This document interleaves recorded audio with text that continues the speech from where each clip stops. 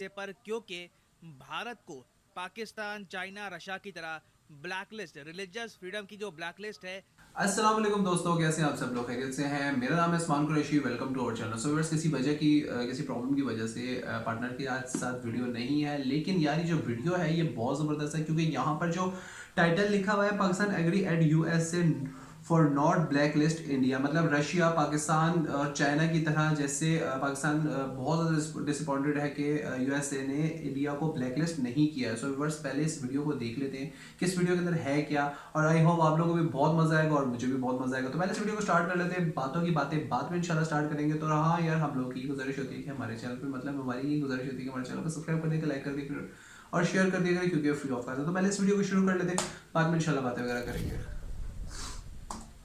नमस्कार नहीं welcome you world affairs है प्रशांत धवन। नाउ पाकिस्तान ने यूएसए की आलोचना करनी स्टार्ट कर दिया। जी हाँ, लिटरली ये कहना स्टार्ट कर दिया है कि हम डिसअपॉइंटेड हैं यूएसए पर क्योंकि भारत को पाकिस्तान, चाइना, रशिया की तरह ब्लैकलिस्ट रिलीजियस फ्रीडम की जो ब्लैकलिस्ट है इसमें नहीं डाला गया।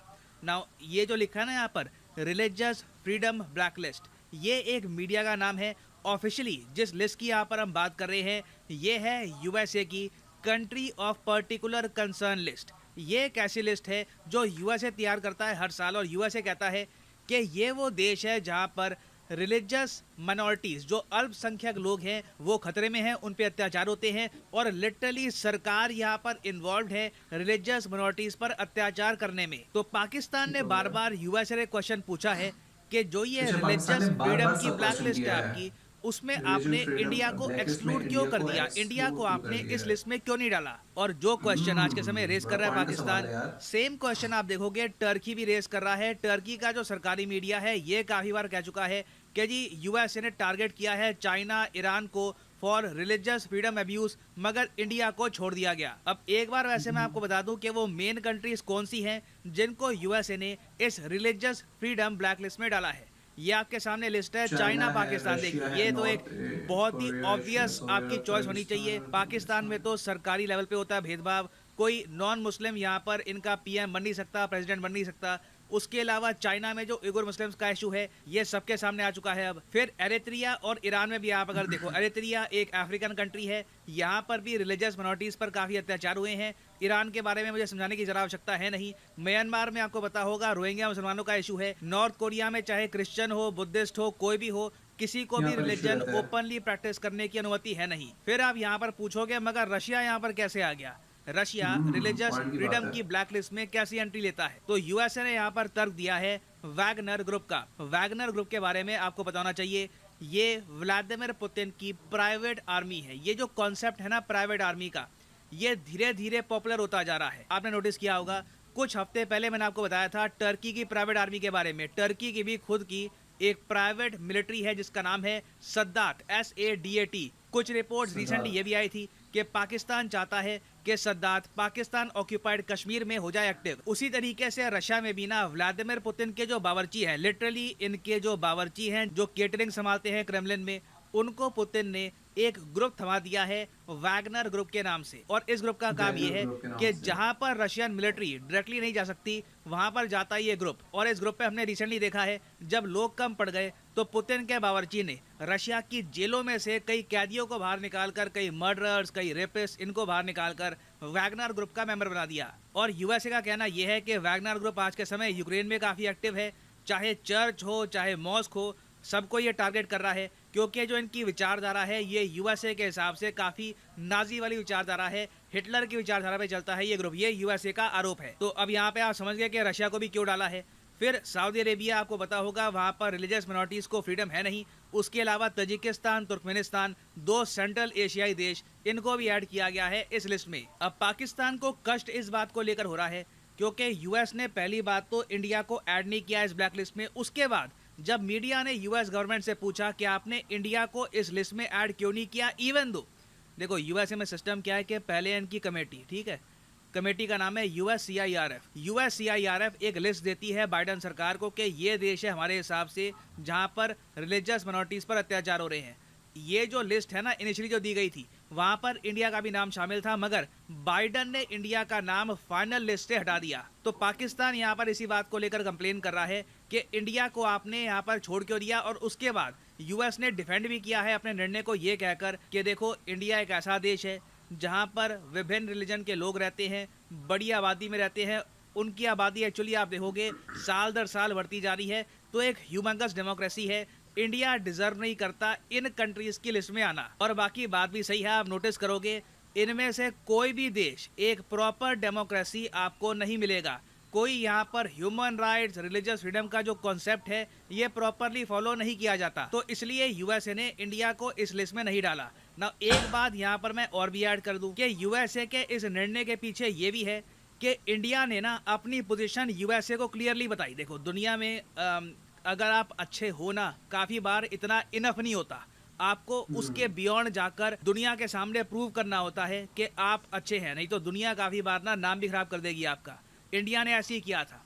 जब यूएसए की जो कमेटी थी USCIRF, इन्होंने लिखा we are very concerned about religious freedom in India. उसके बाद आपको याद होगा इंडिया ने बड़ा कड़ा जवाब दिया था। पहले तो इंडिया ने ये कहा कि जी यूएसए वोट बैंक पॉलिटिक्स खेल रहा है इंटरनेशनल रिलेशंस में। ऐसा कड़ा जवाब मुझे याद नहीं आ रहा यूएसए को चाइना रशिया के सिवाय किसी और कंट्री ने दिया हो। उसके बाद आपको याद होगा जेम ऑफ अ रिप्लाई आया था from our foreign affairs minister doctor S Jaishankar.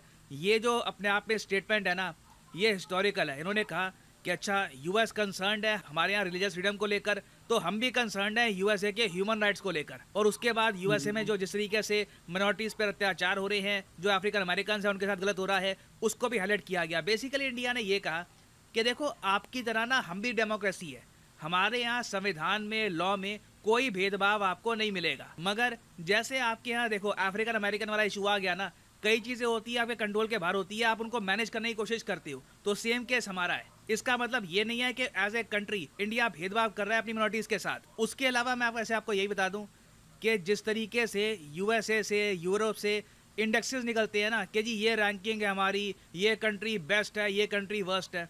हाल ही में हमारे बिहार ने, हमारे प्यारे बिहार ने एक खुद का इंडेक्स निकाल दिया। बिहार की सरकार ने नहीं, बिहार में इनका एक थिंक टैंक है, इन्होंने खुद का एक इंडेक्स निकाला, ग्लोबल माइनॉरिटी इंडेक्स। बहुत बढ़िया इंडेक्स निकाला है और इस इंडेक्स में इंडिया को दिखाया best country in the world for minorities. तो देखिए इंडिया की तरफ से ऐसे इंडेक्सेस भी आ रहे हैं, हमने स्टेटमेंट्स भी दिए। हमने यूएसए को कैटेगोरिकली कह दिया कि देखो ऐसा जो तुम ग्रुप बना रहे हो नॉन डेमोक्रेसीज का, वहाँ पे हमको डाल दोगे ना तो हम तुम पर भी क्वेश्चन उठाएंगे फिर, क्योंकि जो प्रॉब्लम हमारे साथ है तुम्हारे साथ भी है। तो कहीं ना कहीं भारत का जो स्टांस है इसने भी एक मेजर रोल निभाया है इंडिया को ब्लैक लिस्ट से दूर रखने में। और पाकिस्तान इसी बात को लेकर गुस्सा है कि इंडिया ने प्रॉपरली ये सारा इशू मैनेज कैसे कर लिया। मगर पाकिस्तान के गुस्सा होने से कुछ होने नहीं वाला। इंडिया इस लिस्ट से बाहर है, मगर Pakistan is in the black list of religious freedom violation. और जी तो व्यूअर्स, आई होप आप लोगों को बहुत पसंद आएगी वीडियो यार। मतलब मैं भी यही शौक हो रहा था कि मतलब पाकिस्तान ने पाकिस्तान तो बाहर इस ब्लैक लिस्ट के अंदर है ही है। साथ साथ मैं बात करूं कि बहुत सारी कंट्रीज ऐसी हैं जो इस ब्लैक लिस्ट के अंदर है। फॉर एग्जांपल अगर बात करें तो चाइना की, चाइना में बुद्धिज़्म वगैरह बहुत ज़्यादा है। ईरान की बात करें, म्यांमार और म्यांमार मतलब रोहिंग्या में तो स्पेशली हो ही रहा है, बहुत ज़्यादा शुरू से ही हो रहा है। और नॉर्थ कोरिया में तो बहुत ही खतरनाक है। लेकिन यार सोचने वाली बात है कि रशिया इस लिस्ट में कैसे आ गया यार। मतलब ये अनबिलीवेबल बात है, मतलब एक समझ ना आने वाली बात है। स्पेशली अगर बात करें रशिया इसमें किस तरह आ गया। सऊदी अरबिया में है बहुत सारा, तजाकिस्तान और ताजिकिस्तान में भी इस तरह का सिस्टम नज़र आ रहा है। तो व्यूअर्स मैं तो ये देखना चाह रहा था कि यार पाकिस्तान इतना हाइपर क्यों हो गया भाई। इस वीडियो को देखने के बाद तो मैं तो बड़ा शॉक सा हो गया हूँ कि मतलब ठीक है, मतलब सारी बातें ठीक है, सब समझ आती है, लेकिन यहाँ पर जो सिस्टम समझ आया कि Pakistan angry at USA for not black listing in India, specially India, तो मतलब Russia, China and obviously Pakistan तो है ही है। लेकिन इस लिस्ट के अंदर जो बाइडन साहब ने जो काम किया है वो इंडिया को निकाल दिया। सो व्यूअर्स मुझे ऐसा लगता है कि जो बाइडन साहब का जो ये काम है ना, इसने तो मेरा ख्याल है भाई पूरी दुनिया को हिला ही दिया। स्पेशली पाकिस्तान को तो हिला ही दिया और बड़ी बड़ी कंट्रीज को हिला दिया यार। तो स्पेशली मतलब बात करें तो इंडिया में बहुत सारी आबादी है, ठीक है।